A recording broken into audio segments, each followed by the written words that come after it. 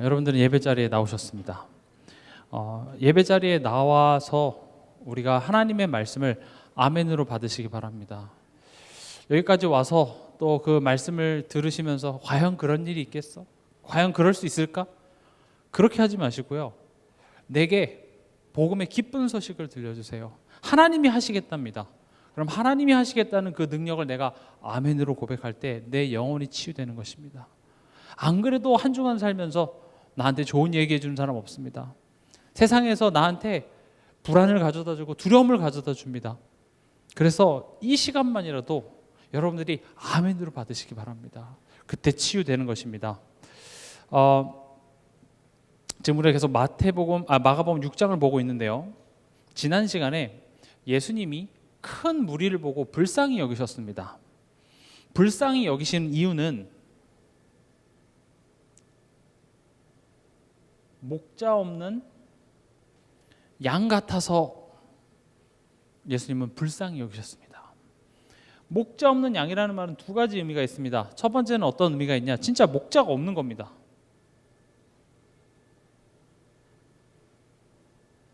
양이 목자가 없으면 그때부터 이제 고통이 시작되죠. 결국은 죽게 돼 있는 것입니다. 또 목자 없는 양 같다라는 것은 목자는 있지만 목자 있음. 그러나 목자를 따라다니는 것이 아니라 제멋대로 돌아다닙니다. 목자 말을 듣질 않아요. 또 나를 도살장으로 끌고 가려는 그 도둑의 음성에 내가 더 끌리는 이 현실이죠. 목자는 나를 푸른 초장으로 데려가려고 하는데 나를 도살장으로 가려고 내게 지금 눈앞에 간식을 주고 흔드는 그 도둑의 음성에 내가 끌리는 거예요. 분명히 저 사람이 목자인 건 알겠는데 지금 어디에 끌려요? 지금 눈앞에 있는 간식이 끌리는 거죠. 목자 없는 양 같은 것을 보시면서 불쌍히 여기셨다고 했습니다. 그래서 예수님께서는 우리의 목자가 되어주시기 위해서 오셨습니다. 우리의 목자가 되어주셨습니다. 그리고 목자가 있음에도 불구하고 제멋대로 살아가고 도둑의 음성은 뭐겠죠? 사단의 그 거짓말에 이렇게 휘둘리고 저렇게 휘둘리는 우리들을 그 목자의 음성에 길들이십니다. 목자의 음성에 길들이기 위해서는 목자의 음성을 알아들여야 되고요. 그 목자가 좋은 목자라는 것을 자꾸 알려주시는 겁니다. 그러니까 목자 없는, 이건 우리 뭐라고 얘기할 수 있죠? 불신자입니다. 구원받지 못한 자에게는 구원자로서 오셨습니다. 구원받은 우리에게 있어서는 하나님이 어떤 하나님이고 지금 내가 어떤 사람인지를 깨달아 알게 하셔서 우리를 푸른 초장으로 쉴만한 물가로 인도하시기를 원하시기 위해서 예수께서 오셨다는 것이죠.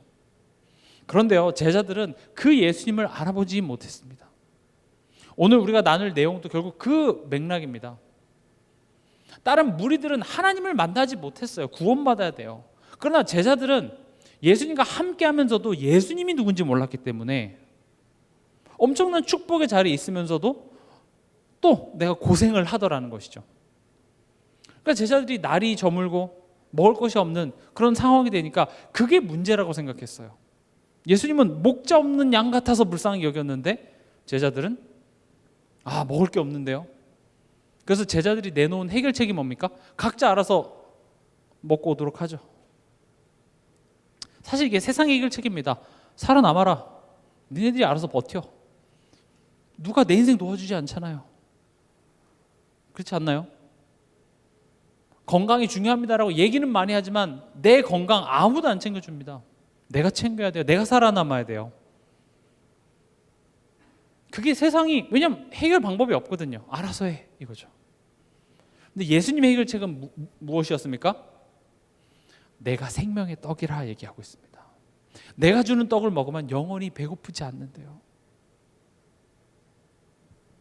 그래서 예수님이 그것을 설명하시기 위해서 보리떡 5개와 물고기 2마리를 가지고 떡을 떼시고 축사해서 그걸 나눠주십니다.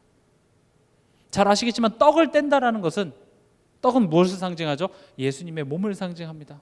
그 몸을 찢어서 우리를 위해서 생명을 주시고 우리의 배고픔을 채워주시고 우리 인생의 부족함을 채워주시는 그 예수님의 사랑이 만족스러웠습니다.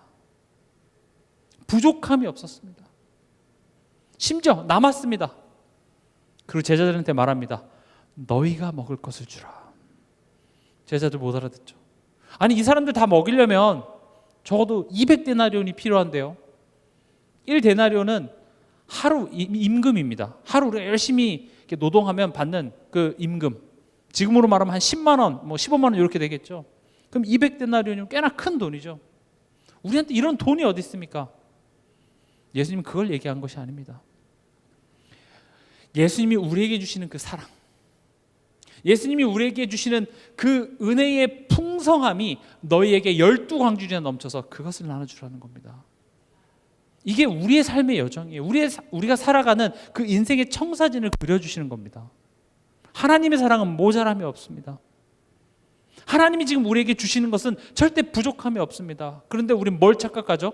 그것으로는 안 될 거라고 생각해요. 그래서 세상의 것으로, 내가 어렸을 때 자라면서 살아오면서 결핍했던 그런 것들로 내가 채우려고 하는데 절대 채워지지 않습니다. 하나님만이 채울 수 있습니다. 여러분들이 그 가치를 알고 그것으로 풍성해질 때 나만 만족하는 것이 아니라 내가 또 다른 사람에게 먹을 것을 줄 수 있습니다. 그것을 보고 전도라고 얘기합니다. 저는 그 전도하고 싶습니다. 저는 우리 동산교회가 그 전도하길 바랍니다. 내 삶 속에 하나님의 사랑으로 충분해서요, 그 십자가로 너무 만족해서 그 기쁨과 그 감사함이 내 삶에 넘치길 바랍니다. 내가 만족하는데 그것으로 또 다른 사람이 살아나요. 적어도 불신자 친구들, 불신자 가족들이 나를 봤을 때 저 사람한테 가면 먹을 게 있어.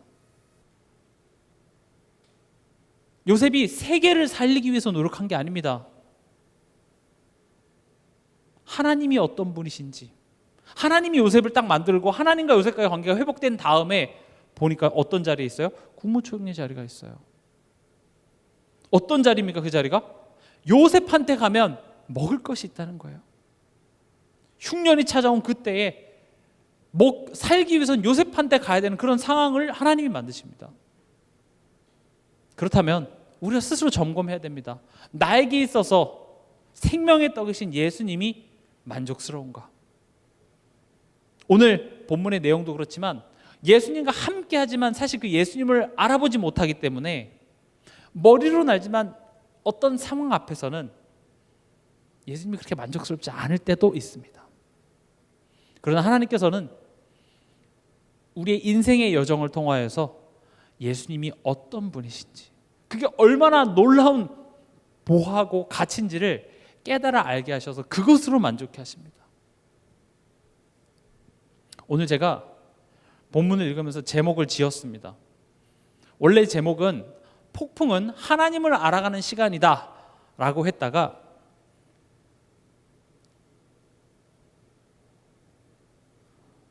폭풍 예배라고 제목을 바꿨습니다.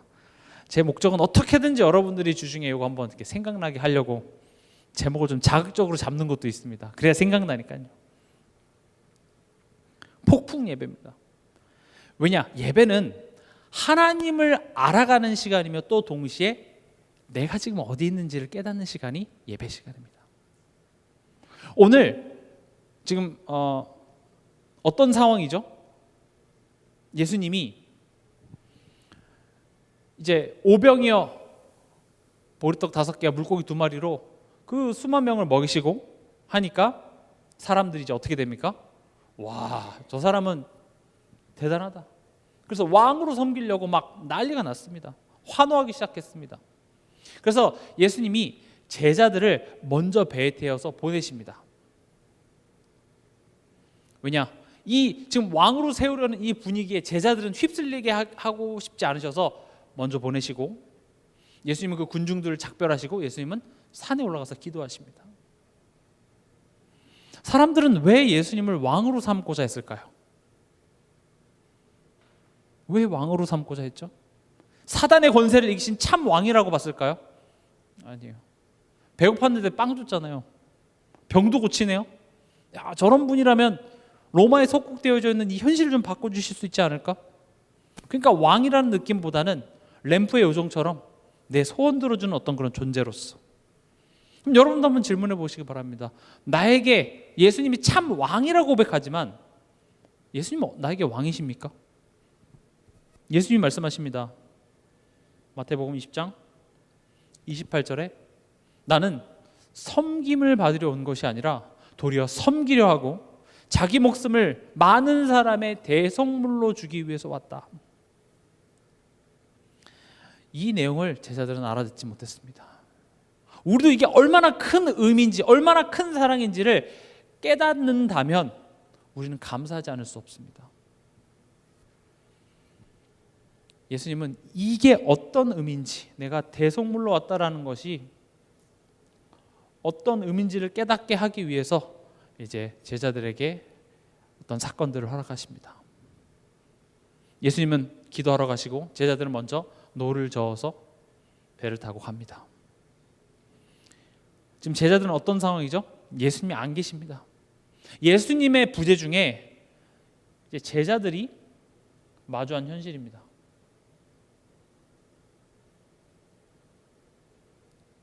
47절 보면은요, 저물매 배는 바다 가운데 있고 예수께서는 홀로 무태 계시다가 바람이 거스름으로 제자들이 힘겹게 노젓는 것을 보시고, 이렇게 되어 있습니다. 날이 저물었습니다. 날이 저물었다는 것은 무엇을 의미하죠? 어두워졌다는 것입니다. 지금처럼 뭐 등대가 있거나 이렇게 배에서 이렇게 라이트를 비추면 되는 게 아니라 해가 지면 아무것도 보이지 않습니다. 바다에서 정말 빛이 없으면 정말 아무것도 안 보이더라고요. 앞이 보이지 않습니다. 이건 굉장히 상징성을 가지고 있습니다. 예수님과 함께 다니는 순간에는요, 자신이 있었습니다. 오병이요, 막 예수님이 죽은 자 살리고 하니까 의기양양하죠. 줄 서, 내가 뭔가 권위 있는 것처럼. 예수님 제자야, 야, 좀 이렇게 돈도 찔러줬겠죠. 예수님 좀 빨리 이렇게 만날 수 있지 않을까요? 제자들은 나름 예수님과 함께 다닐 때는 세상 무서운지 몰랐습니다. 근데 그런 예수님이 없는 그 상황 속에 어둠이 찾아온 거예요. 앞이 보이질 않습니다. 그래서 지금 47절에 이렇게 지금 표현하고 있죠. 저물매 배는 바다 가운데 있고 예수는 홀로 무태 계시다가. 지금 제자가 마주한 현실은 예수님의 부재입니다. 우리가 살다 보면은요, 예수님이 안 계신 것 같은 순간들이 있어요. 지금 이 상황을, 이 현실을 나 혼자서 이걸 이겨내야만 하는 것 같아요. 근데 앞이 보이질 않아요. 살다 보면 그런 순간 많거든요. 하나님이 뭔가 해주실 거라는 어떤 감도 안 잡혀요. 아무도 날 도와주지 않아요. 심지어 그런 상황에 48절을 보니까 바람이 거스른답니다.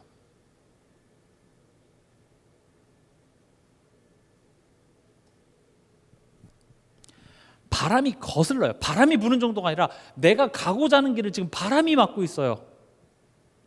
이따 뒤에서도 말씀드리겠지만 예수님 지금 이 상황을 다 보고 계시는 거예요. 지금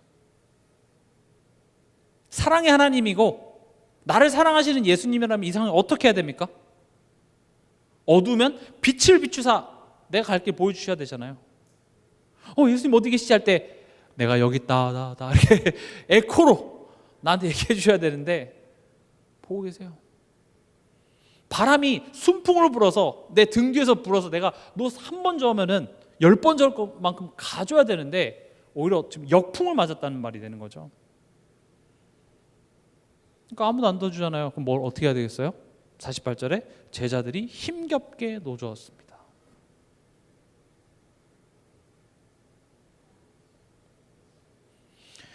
바람이 이렇게 부는데 배를 타고 이렇게 가면 이 배는 어디에 있을까요? 제자리입니다. 죽어라 일하고. 솔직히 우리가 무슨 재벌 되려고 일합니까? 아니에요. 그냥 평범하게만 좀 살아보려고 죽어라 일을 하는데 왜 내 삶은 그러니까 현상 유지만 해도 감사하다니까요. 자꾸 뒤로 가요. 뭐지? 왜 이렇게 힘들지? 어떻게 예수와 함께 사시는 삶이 너무 쉽고 좋으신가요? 쉽지 않습니다. 근데 절대 걱정하지 마세요. 성경에 하나님이 택하신 모든 인물은 이런 순간들을 하나님 손잡고 다 걸었습니다. 하나님 믿었더니 순간이동했다, 하나님 믿었더니 로또 당첨됐다, 이런 이야기들은 없어요. 그런 과정들, 그런 시간들을 통하여서 마침내 하나님이 원하시는 자리에 딱 가니까 하나님께서는 모든 것을 쏟아부어서 얘가 내 자녀야, 얘가 내 사람이야 라는 것을 나타내는 우린 결과만 봐서 그렇지 우리와 같은 이런 현실 다 살았습니다. 예배 자리에서 예배 드리고 집에 가도 뭐 달라진 것도 없는 것 같고요. 하루에 3번도 기도해보고 4번도 기도해보고 성경도 읽어보고 해도 아무것도 변하지 않는 것 같은 그런 현실들을 성경의 수많은 인물들은 우리와 똑같은 그런 현실들을 살았습니다. 그나마 우린 성경이라도 있죠. 걔네들은 성경도 없었어요. 그래서 하나님이 직접 나타나셔야만 했습니다. 하나님이 음성으로 들려주셔야만 했습니다. 그래서 눈에 보이는 기적들을 보여주셔야만 했습니다. 그러나 우리에겐 말씀이 있습니다.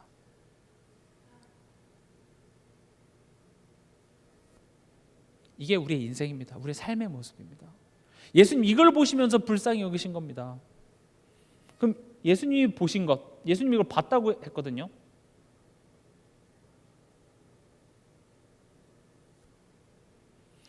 지금 보세요. 예수님이 힘겹게 노젓는 모습을 보셨을까요? 물론 힘겹게 노젓는 모습도 보셨습니다. 그러나 예수님이 진짜 보신 것은 52절입니다. 같이 읽어보겠습니다. 52절. 이는 그들이 그 떡 떼시던 일을 깨닫지 못하고 도리어 그 마음이 둔하여 졌음이러라. 예수님 보신 것은요, 그 마음이 둔하여진 것을 봤답니다.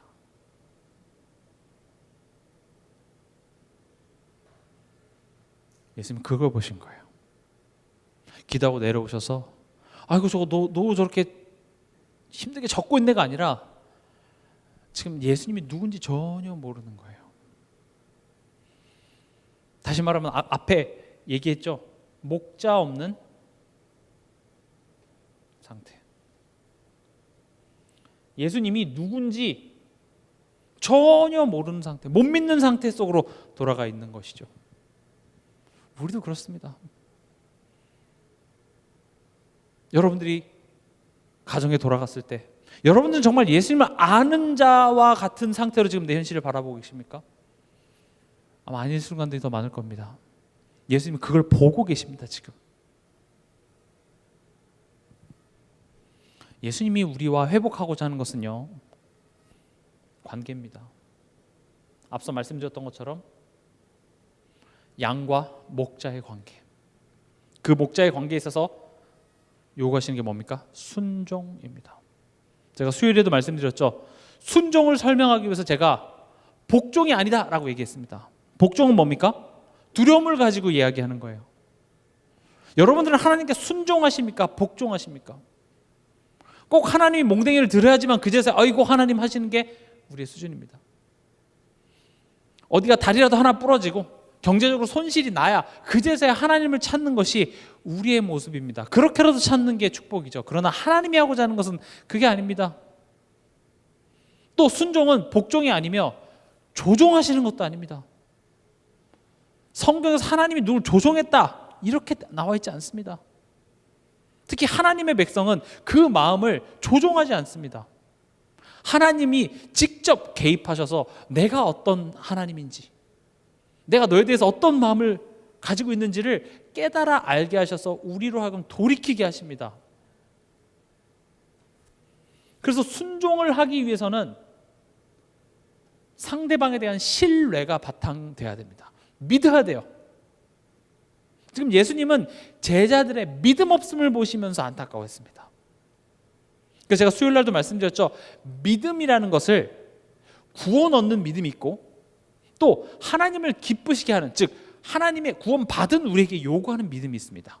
물론 그 모든 것을 예수 그리스도라고 이야기할 수 있겠지만, 구원 얻는 믿음은 우리에게 요구해서 내가 믿음이 생기는 게 아닙니다. 구원 얻는 믿음은 어떻게 생기는 거죠?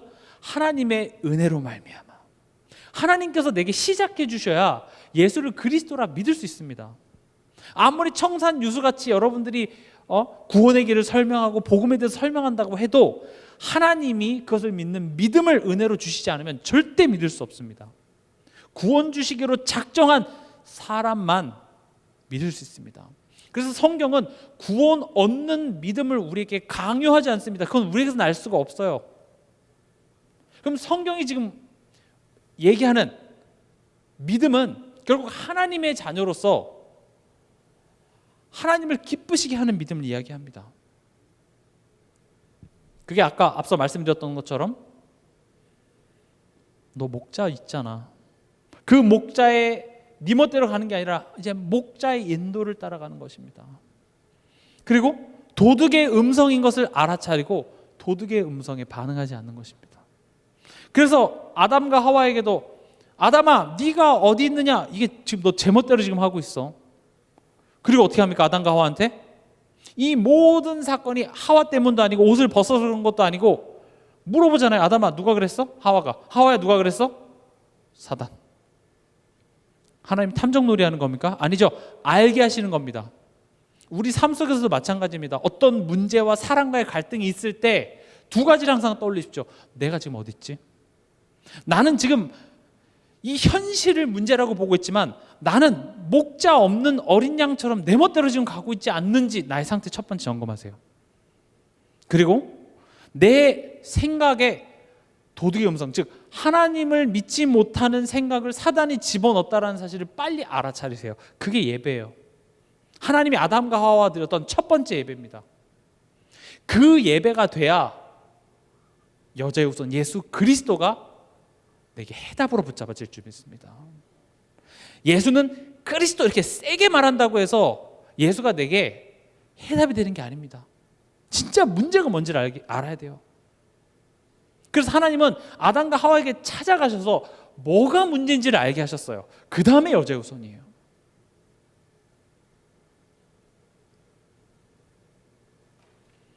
그래서 결국 순종하기 위해서는 신뢰가 바탕돼야 되고, 여러분들이 누군가를 신뢰하기 위해서는 어떻게 해야 됩니까? 알아야 돼요. 그렇죠?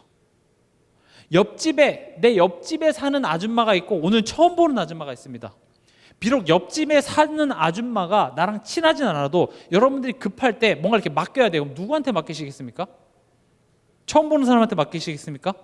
평상시에 말은 못해도 몇 번 인사했던 그 옆집 아줌마한테 맡기시겠습니까? 당연히 옆집 아줌마한테 맡기겠죠. 왜냐? 아니까요. 어쨌든 이 사람보다 내가 그래도 이 사람을 많이 아니까. 그래서 아는 만큼 신뢰할 수 있고, 신뢰의 열매는 순종으로 이어집니다. 내가 하나님의 음성에, 하나님의 말씀에 순종이 안 된다는 것은 나는 하나님을 신뢰하지 못한다는 말입니다. 내가 왜 하나님을 신뢰하지 못하냐? 하나님을 몰라서 그렇습니다. 저 아는데요. 저 모태신앙인데요. 제가 목사인데요. 제가 전도사인데요. 제가 장로인데요. 권사인데요. 상관없습니다.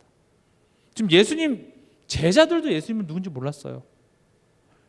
알지만 우리는 알지 못하고 있는 현실입니다. 그래서 예수님께서는 지금 이런 상황을 통하여서 알게 하십니다. 결국 하나님이 회복하고자 하는 건 뭡니까? 관계 회복입니다. 치유는요, 하나님과의 관계에 있어서의 치유를 하나님께서는 지금 얘기하시는 겁니다. 금요치유 전도학교에 와서 기도하다가 병이 나올 수도 있습니다. 기도하다가 우리 가정의 문제가 해결될 수도 있고, 기도하다가 우리 경제 문제가 해결될 수도 있습니다. 그러나 진정한 치유는 하나님과의 관계가 치유되어야 됩니다.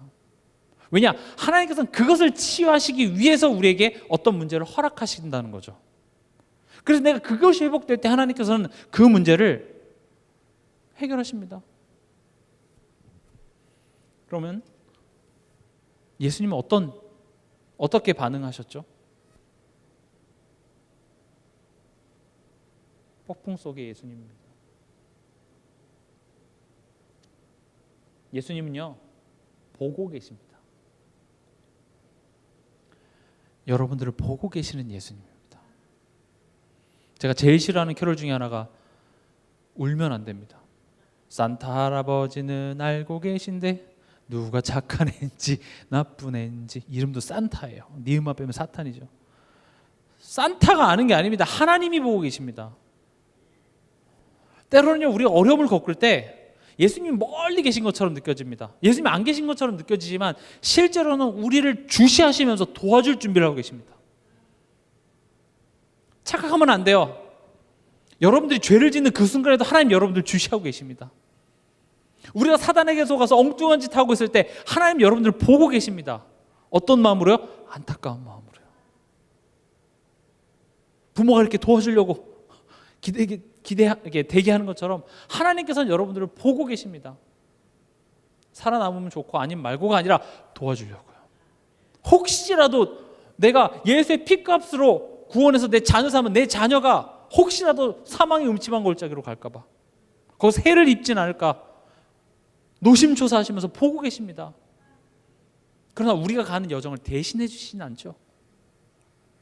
뭐 고3 수험생 있는 부모님들 같은 경우는 그 공부하는 모습이 딱하지만 대신 시험 쳐주지 않죠.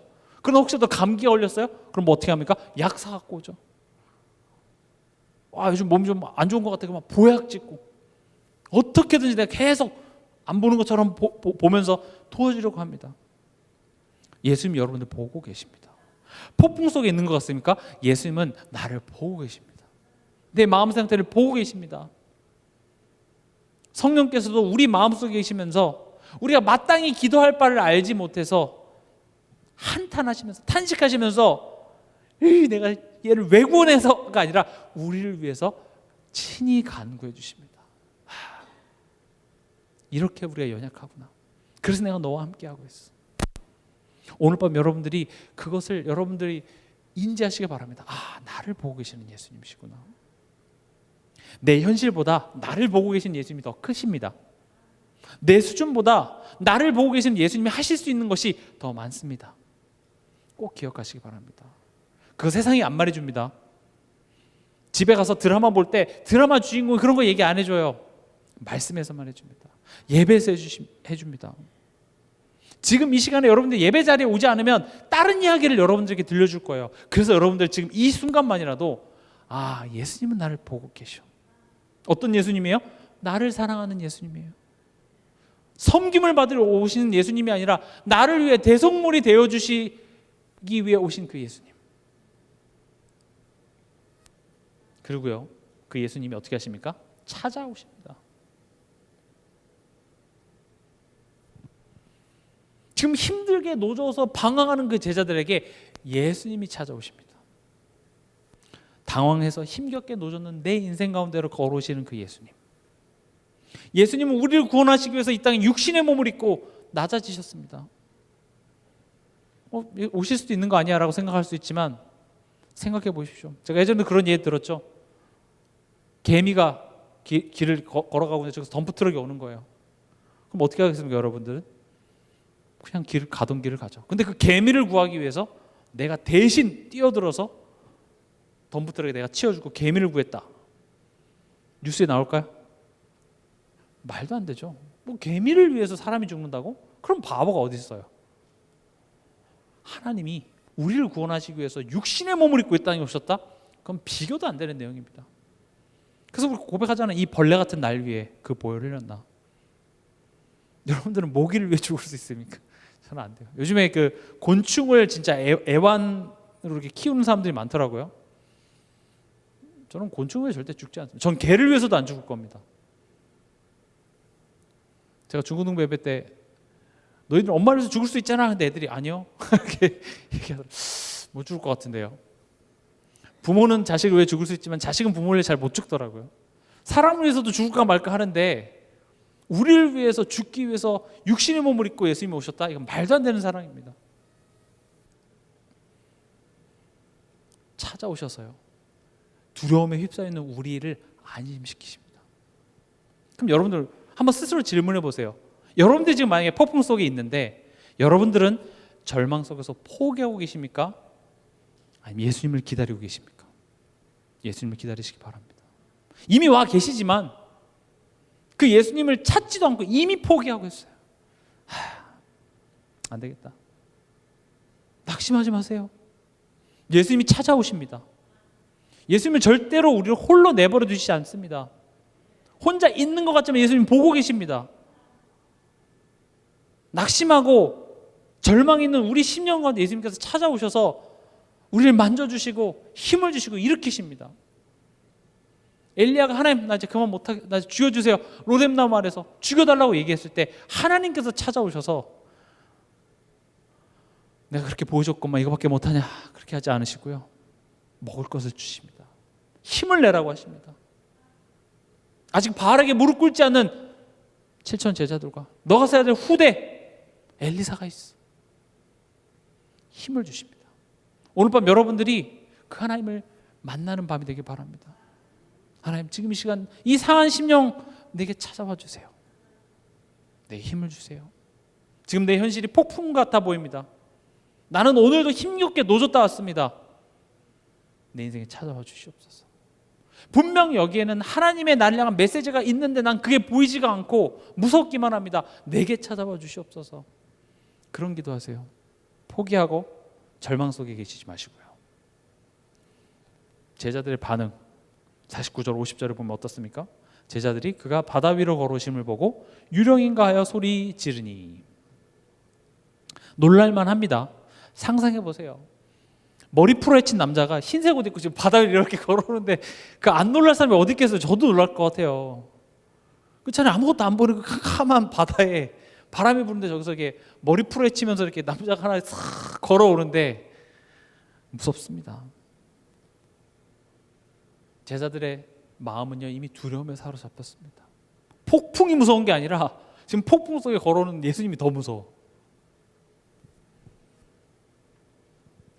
우리도 삶을 보면은요 그 문제 자체 때문에 힘든 것보단 그 문제를 바라보면서 내 안에 일어나는 불신앙이 더 큽니다. 그래서 구역 공과 때 제가 실천상으로 드렸죠. 골리앗을 바라보면서 내 안에 생겨나는 골리앗이 더 커요. 그래서 하나님 얘기하는 겁니다. 눈앞에 보는 골리앗은 내가 싸울 거야. 이 골리앗 앞에서 네 안에 일어나는 그 골리앗 그것과 싸워. 그래서 다윗이 골리앗부터 죽인 게 아니라 어떻게 합니까? 선포하죠. 골리앗에게 믿음의 선포를 합니다. 그것은 골리앗에게 한 것이기도 하지만 내 안에 있는 불신앙에게 한 선포이기도 합니다. 너는 칼과 창과 단창으로 나가지만 난 여호와의 이름으로 나갈 거야. 하나님께서 오늘 네 목을 내게 붙여서 모든 사람들에게 하나님이 살아계심을 나타낼 거야. 여러분들이 그 선포를 하는 순간 전광판이 바뀝니다. 다윗 대 골리앗에서 하나님 대 골리앗으로 바뀝니다. 하나님이 싸우시는 싸움입니다. 여러분들의 문제 있습니까? 그 문제 하나님이 해결하시면 쉽습니다. 그걸 바꾸는 방법이 뭐예요? 그 문제를 바라보면서 내 안에 일어나는 골리앗에게 승리를 선포하는 겁니다. 왜냐 하나님은 그거 싸우라고요. 그거 발견하라고요. 그게 자꾸 사단의 틈이 되니까 하나님께서는 그거 못하게 그거 치유하게 하시려고 지금 내게 이런 문제를 허락하셨기 때문에 선포하시기 바랍니다.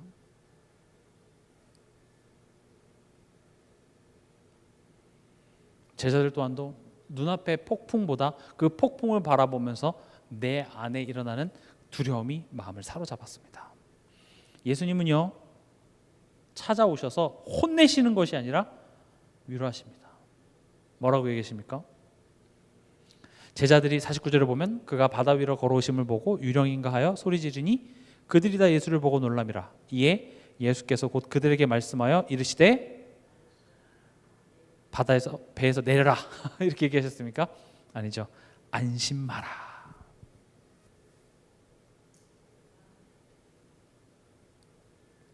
엄청난 말입니다. 안심하시기 바랍니다. 현대인들의 정신 문제의 가장 넘버원이 뭐냐? 불안입니다. 불안이에요. 자녀를 보면서도 불안합니다. 남편을 보면서도 불안합니다. 지금 내 현실을 보면서도 불안합니다. 경제 상황을 보면서 불안합니다. 돈을 벌어도 불안합니다. 잘 돼도 불안하고 잘 안 돼도 불안합니다. 가끔씩 연예인들이 그런 이렇게 무슨 토크쇼나 나와서 얘기하잖아요. 잘 돼서 좋은데 이 잘 되는 게 언제까지 잘 될까 불안하대요. 한 대 때리고 싶죠. 에이씨, 배부른 소리 하고 있어. 뭐 우린 그렇게 생각할 수 있겠지만 또 그 입장이 되면 그럴 수 있어요. 왜냐? 우리는 목자 잃은 어린 양이에요. 인간은 하나님 떠났기 때문에 기본적으로 두려움이 기본값이에요. 마치 시동을 걸면 차가 흔들리죠. 처음에는 흔들리는 게 느끼지만 계속 차 안에 있다 보면 흔들리는 걸 못 느끼는 것처럼 우리의 삶 속에 두려움은 기본적으로 깔고 있습니다. 예수님께 찾아오셔서 말합니다. 안심하래요. 여러분들이 정말 예수님으로 안심하면요 우리의 삶이 달라질 줄 믿습니다. 예수님으로 안심하세요. 내 자녀를 보면서 내 자녀의 꼬라지를 보면서 안심 안 됩니다. 예수님을 보면서 안심하시기 바랍니다. 우리 가정의 모습을 보면 화만 납니다. 예수님을 보면서 안심하십시오. 안심하시기 바랍니다. 예수님, 이것은 세상이 줄 수 없는 평안입니다. 세상 사람들도요 그냥 친구랑 심심풀이로 점 보러 갔다가 점쟁이가 잘 될 거야 그 말에 되게 안심하고 옵니다. 힐링된다. 나 교회 다니는데 그래도 점쟁이가 잘 된다는 말이 기분 나쁘진 않잖아요. 썩 기분 나쁘진 않아요. 잘 된다고 하니까. 그런 말에 되게 안심해요. 또 어떤 사람은 그 신문에 오늘의 운세 같은 거 이렇게 보다가 뭐 귀인을 동쪽에서 오는 귀인을 만날 것이야. 그러면 이상하게 그래. 그런 게 막 기대가 되고 하죠.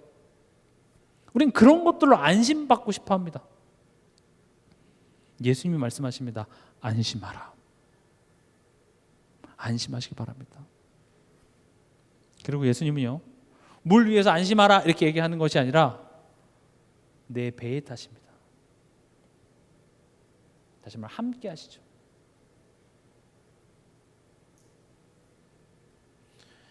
사실 이 내용이 복음입니다.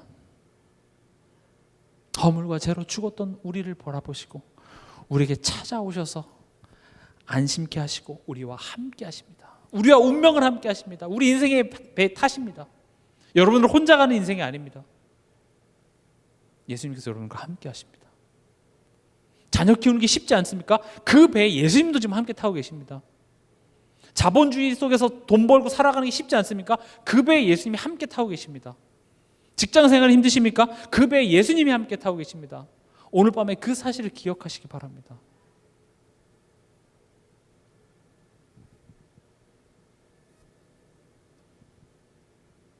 오늘 제목이었었죠. 폭풍은 하나님을 알아가는 시간이다. 그걸 폭풍 예배라고 제가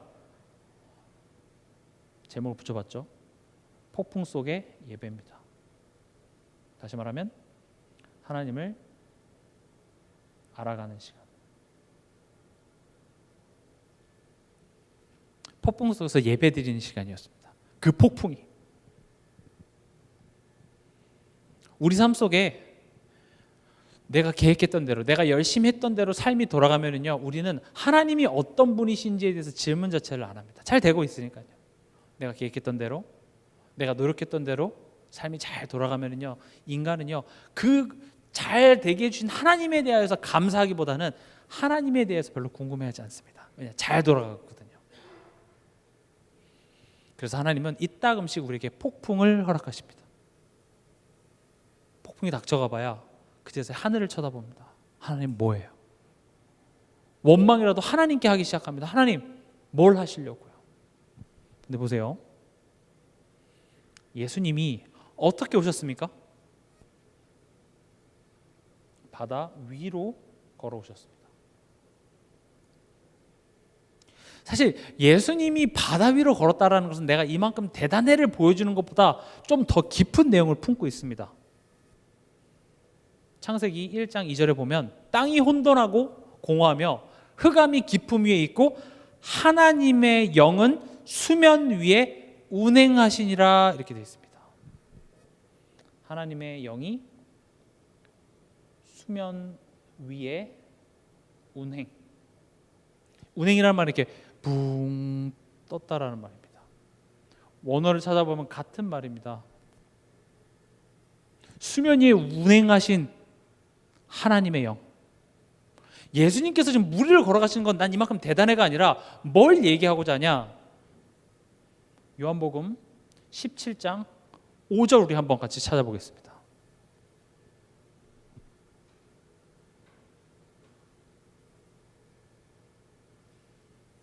요한복음 17장 5절입니다. 같이 읽어보겠습니다.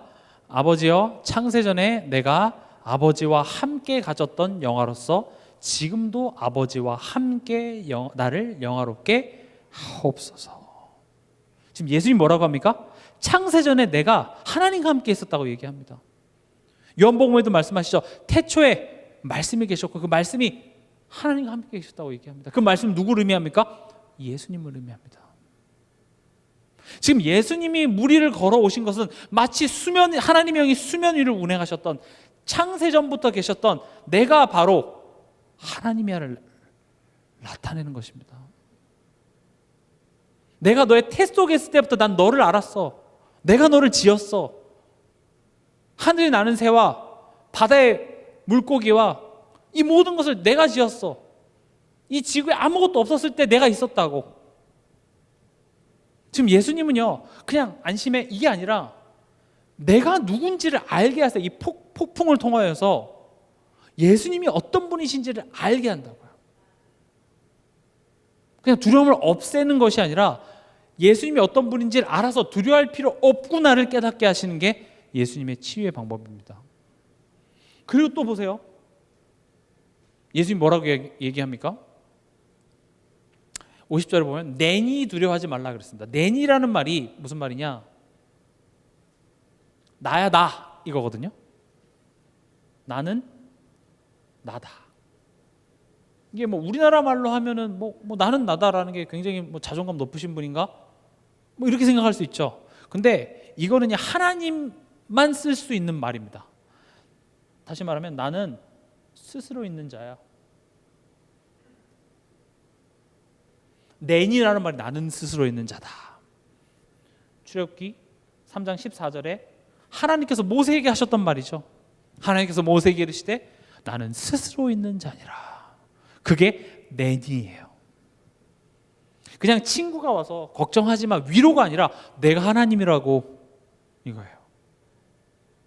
제가 아까 예수님께서 우리를 안심시키신다는 것은 여러분들의 감정을 그냥 위로해주는 차원이 아니라 진짜로 그 문제를 해결할 수 있는 키를 가지신 분이, 능력을 가지신 분이 예수님이기 때문에 안심하라고 얘기하는 거예요.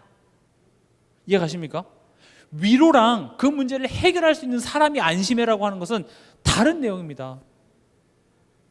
잘 될 거야 라고 위로가 필요 없는 것이 아니라 지금 예수님은 그런 위로 차원이 아니라 이 문제를 해결할 수 있는 게 나야. 애초에 이 문제를 허락한 것도 나고, 봐 내가 무리를 걷고 있잖아. 내가 창세전에 하나님과 함께 있었던 내가 하나님이야. 나는 스스로 있는 자야. 주는 그리스도시요 살아계신 하나님의 아들이십니다. 고백은 했지만 실제로 삶 속에서 문제 앞에서 전혀 예수님을 하나님으로 알지 못하는 우리에게 오셔서 설득하십니다. 나는 스스로 있는 자야. 그리고 어떻게 하십니까? 파도를 잠잠케. 이때 당시에 바다를 잠잠케 한다는 것은 엄청난 거였습니다. 뭐 지금도 당연히 엄청난 거지만, 야 신이 아니고선 저렇게 어떻게 할 수 있을까? 병을 고치거나 뭔가 대단한 마술을 부리는 그런 사람들이 많았죠. 거짓 선지자들이 많았습니다. 그러나 파도를 잠잠케 하는 것은 절대자 하나님 외에는 할 수 없었어요.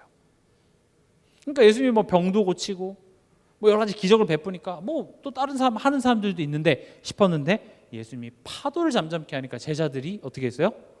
와 예수님 하나님이십니다 이렇게 반응했을까요? 아니에요. 51절에 바람이 그치는지라 제자들이 마음에 심히 놀랐습니다. 깜짝 놀랐습니다. 예수님이 그런 분이라고? 놀라요.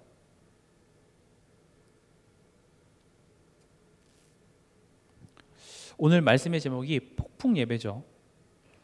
여러분들이 지금 폭풍 속을 걸어가고 있는 것 같습니까? 하나님에 대해서 아는 시간이 될 줄 믿습니다. 하나님에 대해서 아는 것만큼 우린 감사할 수 있습니다. 반대로 얘기하면 결론입니다. 내 상태가 어떤지 점검해 보세요. 내 상태는 어떻죠? 내 영적인 상태, 즉 영적인 상태라는 것은 하나님과의 관계를 이야기합니다. 내 영적인 상태를 우리가 어떻게 측량할 수가 없죠. 그렇죠? 그래서 내 상태를 어떻게 점검하냐?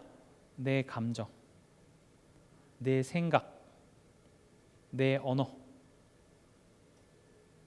또 우리가 수요예배 때는 관계. 나는 지금 어떤 감정, 하루를 살아가면서 어떤 감정에 많이 사로잡혀 있지? 나는 어떤 생각을 주로 나에게 많이 하고 있지? 나는 어떤 언어들을 많이 쓰고 있지? 나는 부부간의 관계 속에서, 부모와 자녀와의 관계 속에서, 또 직장에서 직장 동료와 상사와의 관계 속에서 내 영적 상태가 열매로 드러나요. 그래서 하나님께서는 그런 것들을 이야기하시잖아요. 그런 것들을 통해서 뭘 하라고 합니까? 지금 내 상태를 점검하라는 거예요. 그래서 이번 주 수요예배도 종들한테 그리스도께 하듯 하래요. 그럼 그 말은 뭐예요?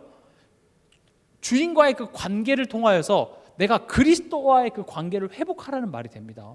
그래서 우리 삶 속에 일어나는 이런 사소한 것들을 그냥 넘기지 마시고 그런 것들을 통하여서 상대방 원망, 이 상황 바꿔달라만 얘기하지 마시고 내 상태가 이렇구나. 점검하시기 바랍니다. 그게 예배입니다. 제가 많은 신앙인들을 봐도 대부분 하나님 해주세요. 하나님 해주십니다. 문제도 해결해 주시고 병도 낫게 해주시고 경제 문제도 해결해 주시고.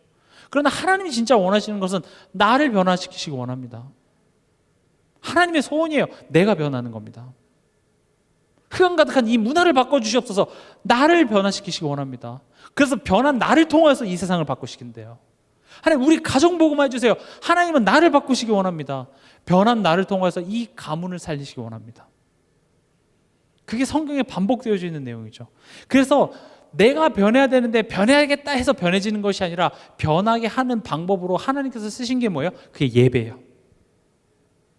그래서 아담과 하와에게 아담아 어디 있느냐로 시작해서 가죽옷을 지어 옆에서 피지살을 드리죠. 아브라함이 실패할 때마다 불신앙할 때마다 제단을 쌓게 해서 다시 돌이키시잖아요.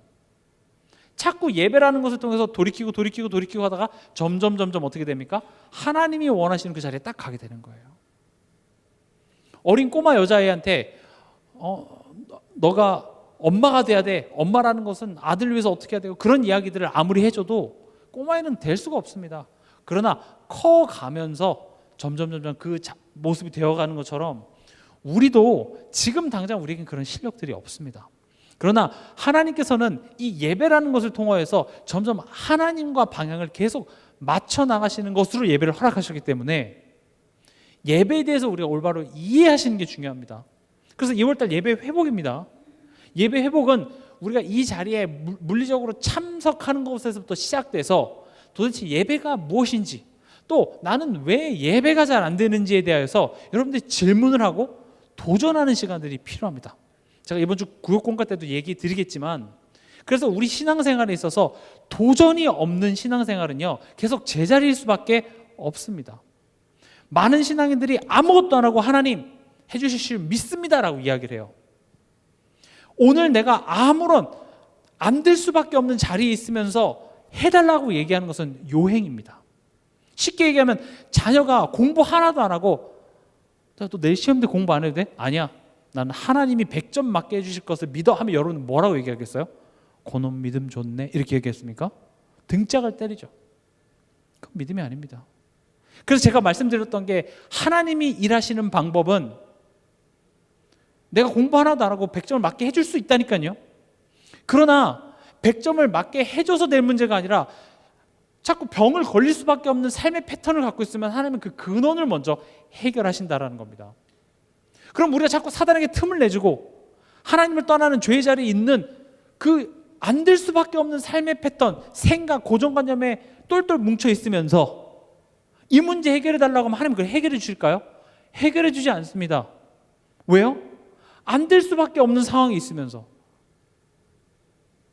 믿음 좋은 거라고 예수 그리스도라고 막 외치고 있고 되겠습니까? 내 생각을 바꾸십니다.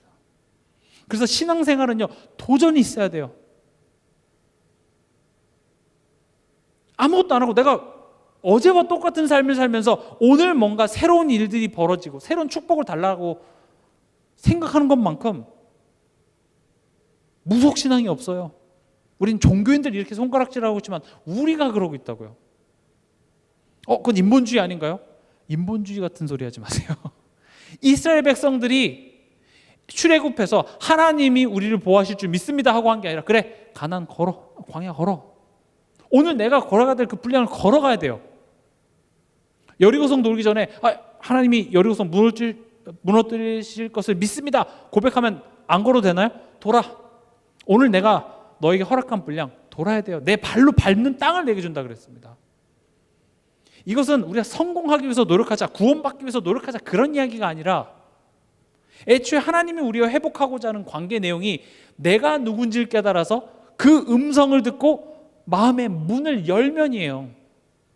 내가 문을 부시고 들어가는 게 아니라 마음의 문을 열면 내가 그에게로 들어가 그로 더불어 먹고 그는 나와 나로 더불어 먹으리라. 우리에게 문을 열라. 기쁜 소식에 반응하라. 그게 믿음의 자람입니다. 실력입니다. 그렇기 때문에 신앙생활에 있어서 수동적으로 그냥 주여 주여 주여 하면 어느 날 뚝딱 축복이 일어날 걸 생각하지 마십시오. 이미 여러분들은 축복입니다. 뭘 한다고 해서 나아지는 게 아니라 우린 이미 우리의 사주팔자 운명에서 벗어났고 우린 이미 성공이 보장된 사람인데 그 가치를 모르는 자 같이 지금 있기 때문에 돌아와. 탕자한테 지금 그거 요구하는 거야. 돌아와. 그래서 제가 한 주가 그 구역공과 때 여러분들에게 쉬운 실천들을 자꾸 드리는 거예요. 그런 거라도 한번 해보시라고요. 그런 실천 해보시니까 잘 되던가요? 안 될걸요? 맞아, 이번 주에 그거였었지 하고 해요. 그 작은 실천조차도 우리는 하지 않고 안 될 수밖에 없는 상황 속에 똘똘 뭉쳐 있으면서 말로는 나는 하나님의 자녀. 그러니까 어떤 식으로 생각하는 게 편하냐? 나를 힘들게 하는 저 사람은 사단에게 속은 거야라고 사단을 꺾는 건 쉽죠. 왜냐면 나는 안 바뀌어도 되니까요. 나는 가만히 있으면서 저 사람 꺾어 주시옵소서. 바뀌던가요? 하나님은 내 편이, 하나님 나를 사랑하셔, 하나님 이 상황을 해결해 주시옵소서. 백날 천날 해보세요. 안 바뀌어요. 하나님이 그게 정말 내가 해가 됐으면 하나님이 피할 길 주셨습니다. 해결해 주실 겁니다. 아시면서도 허락하셨다는 것은 그것을 통하여서 지금 내게 말씀하시고자 하는 메시지가 있어요. 요셉이 노예로 팔려가서 백날 천날 그리스도 외치면서 그 상황이 해결되게 해달라고 해보세요. 안 바뀐다니까요. 왜냐? 지금 너는 망해가는 게 아니라 내 주권 속에서 내가 너를 만들기 위해서 내가 허락한 자리에 있기 때문에 남 탓하지 말고 주문외어서 이 상황을 모면하려고 하지 말고 너가 자라나는 싸움을 해라고 계속 얘기하시는 거예요. 그래서 힘든 겁니다. 갈라디아서 2장 20절은 십자가에서 이루어졌고 또 우리 삶 속에서 그 실력을 채워나가는 여정이기도 합니다. 내가 사는 것이 아니라 내 안에 계신 그리스도께서 사는 것이다. 근데 내 현실은 어때요? 그리스도 주님으로 살아가는 게 아니라 내 뜻대로 살아간다니까요. 그래서 그거 예배를 통해서 수정하는 거예요. 그래서 예배는 내가 어디 있는지를 알고 사단의 정체를 알고 십자가를 바라보며 하나님을 깨달아 내가 영적 도전들을 하나씩 하는 거예요. 그래서 좋은 예배는 제가 말씀드렸죠. 여기서 그리스도 이렇게 하고 가는 게 좋은 예배가 아니라 남편이랑 싸우고 왔다가 여기서 생각 밖에서 돌아가는 거예요. 집에 가는 길에 치킨이라도 한 마리 사서 내가 먼저 사과할 수 있는 그런 나의 생각이 바뀌고 마음이 바뀌는 게 예배의 축복이에요. 그러니까 백날 천날 예배를 드려도 그 내 생각이 안 바뀌면요, 그건 종교 의식이 불과합니다. 그래서 여러분 2025년에는요 정말로 우리가 정말 살아있는 예배, 내 삶을 나를 살아있는 제물로 드리는 예배의 축복을 누리시기 바랍니다. 하나님은 오늘 말씀드렸죠? 여러분들을 보고 계십니다. 우리에게 찾아오십니다. 또 나를 위로하시며 우리 배에 타셔서 하나님이 지금 우리의 배를 이끌어가고 계십니다. 안심하시며 오늘 밤 최고의 은혜 누리시는 그런 밤 되시길 주님의 이름으로 축원합니다.